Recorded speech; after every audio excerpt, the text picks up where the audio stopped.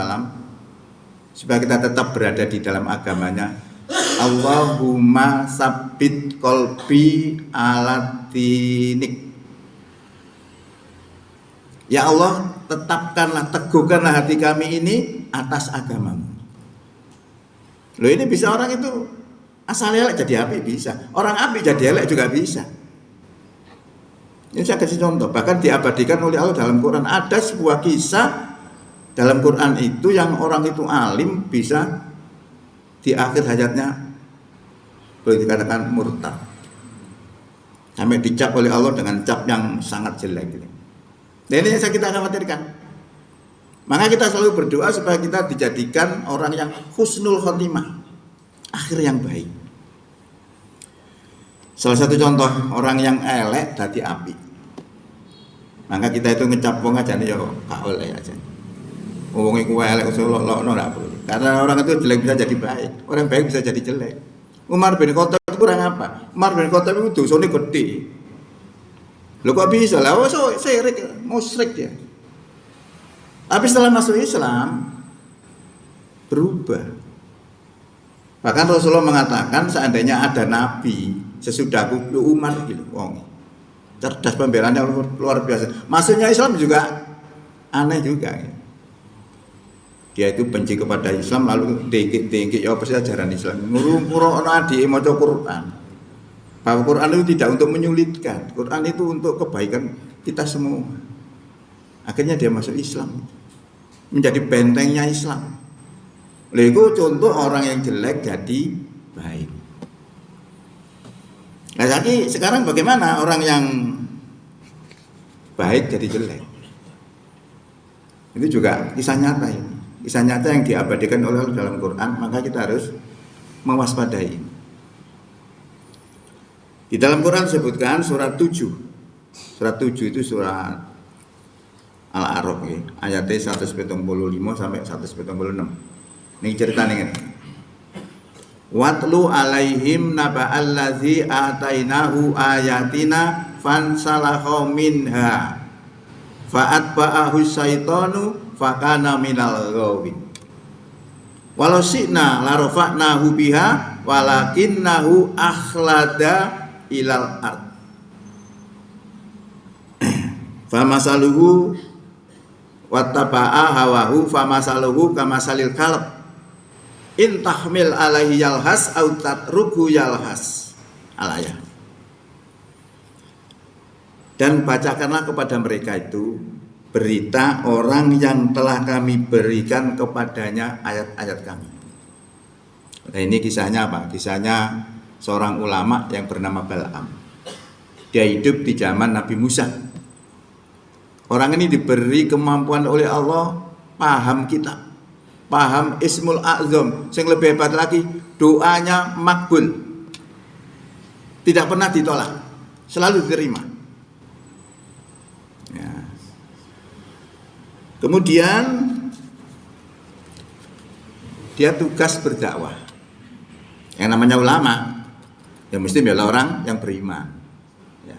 Lah ini bisa tidak membela orang beriman gara-gara suap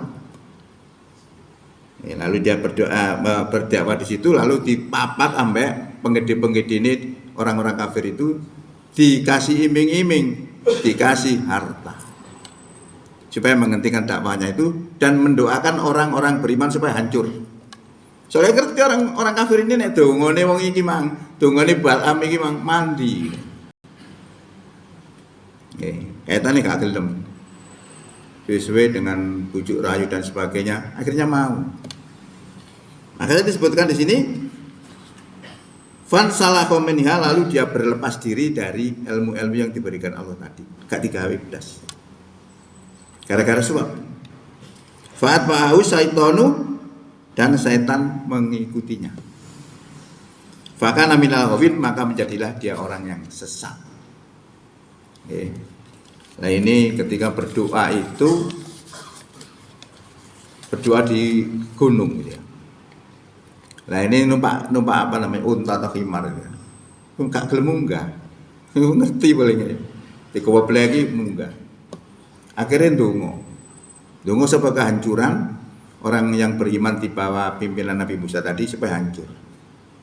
Tapi kemampuan untuk berdoa mandi tadi, makbul tadi, tidak dicabut oleh Allah. Dijarno. Tapi anehnya, ketika berdoa terbalik. Ilate keselio, gak malah ndongakno kehancuran, tapi ndongakno kebaikan untuk orang-orang beriman di bawah Nabi Musa. Lalu saat itu ilate melet, molor sampai sak dodo. Itu kisahnya orang alim yang jatuh karena apa? Suap. Suap itu luar biasa. Ya, nanti kalau kita kaitkan dengan pemilu, itu juga repot. Pemilu kayak duit nyoblos.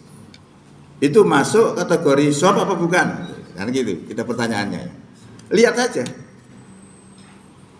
Tadi ulama tadi itu merubah ketentuan Allah karena dapat uang, karena dapat harta. Ketentuan Allah apa? Ketentuan Allah itu tidak mungkin seorang ulama itu menghancurkan orang beriman, pasti harus dibela. Lah ini dibalik, dia menghancurkan orang beriman gara-gara punya dikasih dana. Lah ini namanya suap. Jadi suap itu merubah hukum Allah yang telah ditetapkan gara-gara dapatkan sesuatu. Itu suap. Nah, ada lagi yang tidak suap tapi sama. Kalau misalnya dalam pemilu itu sudah sering kita dengar ya, bagaimana pemilu itu diberikan uang, siapa nyoblos.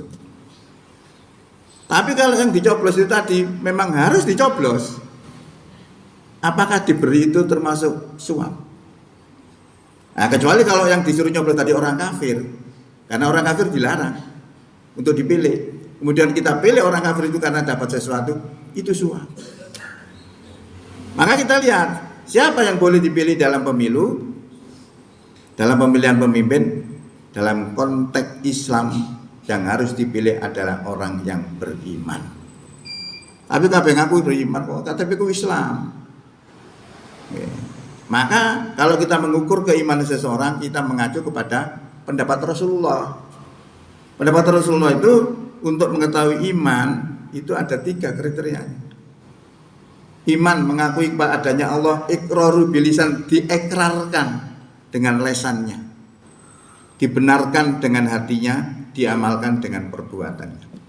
3 item ini. Kalau kita mengaku beriman tapi tidak masuk 3 kriteria, boleh dikatakan tidak beriman. Wa minan nasi may yaqulu amanna billahi wa bil yaumil akhir wa ma hum bimumin. Di antara manusia ada yang mengatakan kami beriman kepada Allah dan beriman kepada hari kiamat. Kata Allah, wa ma hum bimumin, padahal mereka tidak beriman. Loh kok saya tidak beriman? Padahal sudah ngaku iman marang Allah dan iman marang dina kiamat. Kok dikatakan Allah tidak beriman? Kenapa? Karena tidak bilarkan. Nah, kita lihat. Kalau calon-calon pemimpin kita itu adalah orang beriman, wajib DKI gak DKI itu yang harus dipilih. Karena DKI ya lodong, berarti itu hadiah. Kan begitu bedanya. Oke. Lah itu bahkan tadi terseret masalah kasus suap itu tadi, maka di sini disebutkan walau syi'na la rafa'nahu biha, sekiranya kami mengendaki la rafa'nahu, sungguh aku angkat dia itu biha dengan ayat-ayat itu tadi, walakinnahu, tetapi dia akhlada ilal ard, condong kepada dunia, wataba'a hawahu, dan dia mengikuti hawa nafsunya. Lalu Allah memberi cap yang sangat jelek. Famasaluhu, perumpamaannya, kamasalil kalb, seperti anjing. Oh, ngaji ono anjinge bareng. Ini Allah yang mengatakan, perumpamaan mereka itu seperti anjing. Intahmil alaihi yalhas au tatruku yalhas. Jika kamu halau anjing itu menjulurkan lidahnya. Atau jika anjing itu kamu biarkan, maka anjing itu juga akan menjulurkan lidahnya. Zalika masalul ladzina, zalikal qaumul ladzina kadzdzabu bi ayatina Zalika masalul qaumil ladzina kadzabu bi ayatina. Yang demikian itu perumpamaan kaum yang mendustakan ayat-ayat kami. Faksusil kososo. Cerita iku mau. La'allahum agar mereka itu yatafakarun berpikir. Ini contoh dalam Quran, wong apik jatuh jadi jelek. Bisa. Maka kita selalu berdoa yang diajarkan oleh Nabi tadi, Allahumma sabbit qalbi ala dinik. Ya Allah, tetapkanlah hatiku ini atas agamamu. Ini doa yang penting.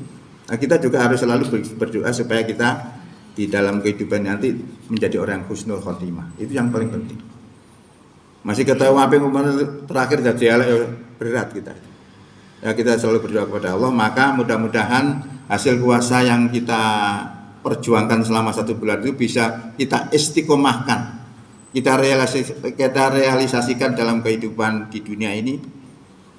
Kemudian sampai 11 bulan ke depan lalu turun lagi perintah poso, sehingga sesuai dengan harapan bahwa sebenarnya poso yang kita kerjakan kemarin itu mengembalikan diri kita sebagai manusia yang sesungguhnya, karena fitrahnya manusia itu adalah satu, tauhid. Yang kedua adalah makhluk yang beragama dengan lurus. Ini yang harus kita sadari, sehingga kalau begitu perintah puasa itu sebenarnya adalah kasih sayang Allah kepada kita supaya kita harus selamat dunia akhirat, menjadi orang yang takwa. Demikian, mudah-mudahan manfaat. Billahi taufiq wal hidayah. Wassalamualaikum warahmatullahi wabarakatuh.